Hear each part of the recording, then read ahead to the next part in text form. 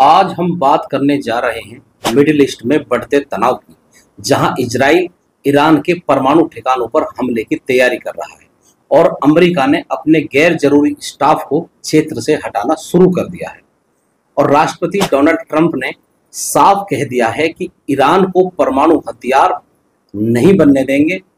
क्या ये तनाव तीसरे विश्व युद्ध की ओर ले जा सकता है? हर हर महादेव मित्रों, मैं छोटा नरसिंह अनिल यादव एक बार फिर स्वागत करता हूं आप सभी का। सीबीएस न्यूज की एक ताजा रिपोर्ट के मुताबिक इजराइल ने अमेरिका को बता दिया है कि वो ईरान के परमाणु ठिकानों पर हमले के लिए पूरी तरह से तैयार है। अमेरिकी खुफिया एजेंसियों को लगता है कि अगर इजराइल ने हमला किया तो ईरान जवाबी कार्रवाई में इराक में मौजूद अमेरिकी ठिकानों को निशाना बना सकता है। यही वजह है कि ट्रंप प्रशासन ने बुधवार को मिडिल ईस्ट से अपने गैर जरूरी सैन्य और राजनीतिक स्टाफ को हटाने का आदेश दे दिया है। ट्रंप ने कहा, ये इलाके खतरनाक हो सकते हैं, हम सैनिकों को हटा रहे हैं और देखते हैं आगे क्या होता है। साथ ही उन्होंने ईरान के परमाणु कार्यक्रम पर सख्त रुख अपनाते हुए कहा, ईरान को परमाणु हथियार नहीं मिल सकते, ये बहुत सीधी बात है। दूसरी तरफ ईरान के विदेश मंत्री अब्बास अरागची ने यूरोपीय देशों को चुनौती दी है कि अगर IAEA की बैठक में ईरान के खिलाफ कोई प्रस्ताव पास हुआ तो वो इसका कड़ा जवाब देंगे। तो सवाल ये है, क्या मिडिल ईस्ट फिर एक बार युद्ध के मुहाने पर खड़ा है? आइए इसकी पृष्ठभूमि समझते हैं। ईरान का परमाणु कार्यक्रम पिछले कई दशकों से विवाद का केंद्र रहा है। ईरान का दावा है कि उसका परमाणु कार्यक्रम शांतिपूर्ण है, इसका इस्तेमाल बिजली उत्पादन और मेडिकल रिसर्च के लिए होता है। लेकिन अमेरिका और इजराइल को शक है कि ईरान चुपके से परमाणु हथियार बना रहा है। 2015 में ओबामा प्रशासन ने ईरान के साथ JCPOA यानी joint comprehensive plan of action पर हस्ताक्षर किए थे। इस डील के तहत ईरान ने अपने परमाणु कार्यक्रम को सीमित करने का वादा किया था और बदले में उस पर लगे आर्थिक प्रतिबंध हटाए गए थे। लेकिन 2018 में ट्रंप ने इस डील से अमेरिका को बाहर कर दिया। उनका कहना था कि यह डील ईरान को परमाणु हथियार बनाने से नहीं रोक सकते। इसके बाद ईरान ने भी JCPOA की शर्तों का उल्लंघन शुरू कर दिया। उसने यूरेनियम संवर्धन की सीमा को तोड़ दिया और अपने यूरेनियम भंडार को 2015 की तय सीमा से 22 गुना तक बढ़ा लिया। ये वो स्टेज है जो परमाणु हथियार बनाने के लिए जरूरी मानी जाती है। हालांकि ईरान के सुप्रीम लीडर अयातुल्ला खामनेई ने 2003 में एक फतवा जारी किया था कि परमाणु हथियार बनाना इस्लाम के खिलाफ है।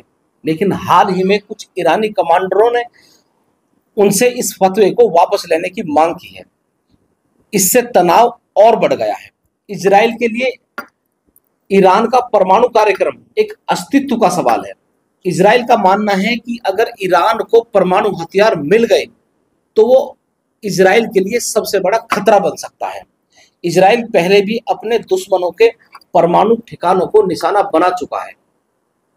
1981 में उसने इराक के औसिक रिएक्टर और 2007 में सीरिया के अल कबीर रिएक्टर को तबाह किया था। लेकिन ईरान का मामला इतना आसान नहीं है।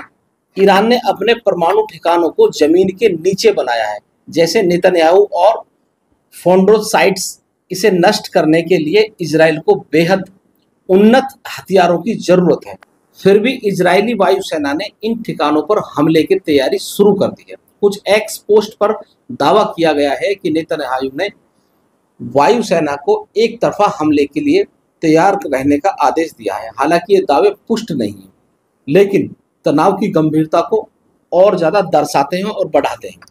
दूसरी तरफ ईरान ने भी चेतावनी दी है कि अगर उस पर हमला हुआ तो वो इजराइल और क्षेत्र में अमेरिकी ठिकानों को जवाबी हमला करेगा। ट्रंप का रुख दो तरफा है। एक तरफ वो सैन्य कार्रवाई की धमकी दे रहे हैं और दूसरी तरफ उनके दूत स्टीव विटकॉफ ईरान के साथ छठे दौर की परमाणु वार्ता की तैयारी कर रहे हैं। ये वार्ता ओमान और रोम में हो रही है, लेकिन अब तक कोई ठोस नतीजा नहीं निकला है। अमेरिका की मांग है कि ईरान अपने यूरेनियम संवर्धन को पूरी तरह रोके, जबकि ईरान इसे अपना अधिकार मानता है और प्रतिबंध हटाने की शर्त रखता है। ट्रंप ने हाल ही में कहा था कि वो एक सत्यापित परमाणु शांति समझौते को प्राथमिकता देते हैं, न कि इजराइल के साथ सैन्य कार्रवाई को। लेकिन ट्रंप के गैर जरूरी स्टाफ को हटाने के फैसले से साफ है कि वो किसी बड़े टकराव के लिए तैयार हैं। कुछ विश्लेषकों का मानना है कि अगर वार्ताएं विफल हुई तो ट्रंप इजराइल को हमले की हरी झंडी दे सकते हैं। अगर इजराइल ने ईरान पर हमला किया तो इसके परिणाम क्षेत्रीय और वैश्विक दोनों स्तर पर होंगे। ईरान के जवाबी हमले से इराक, सीरिया और लेबनान में अस्थिरता बढ़ सकती है। तेल की कीमतें आसमान छू सकती हैं, जिसका असर भारत देश पर भी पड़ेगा। साथ ही रूस और चीन जैसे देश ईरान को समर्थन दे सकते हैं, उसके साथ आ सकते हैं। इससे यह तनाव एक वैश्विक संकट में बढ़ सकता है। दूसरी तरफ अगर परमाणु वार्ताएं सफल हुई तो ये क्षेत्र में शांति की नई उम्मीद जगा सकती है, लेकिन मौजूदा हालात को देखते हुए तनाव कम होने के कोई आसार नहीं। ट्रंप की सख्त नीति, इजराइल की आक्रामकता और ईरान की जवाबी धमकियां मिडिल ईस्ट को बारूद के ढेर पर ले जाकर खड़ा कर चुकी हैं। तो मित्रों, आप क्या सोचते हैं? क्या कूटनीति इस संकट का हल कर सकती है, या हम एक बड़े या तीसरे विश्व युद्ध की ओर जा रहे हैं? अपनी राय कमेंट बॉक्स में जरूर दें। मिलते हैं अगले वीडियो में, तब तक के लिए हर हर महादेव।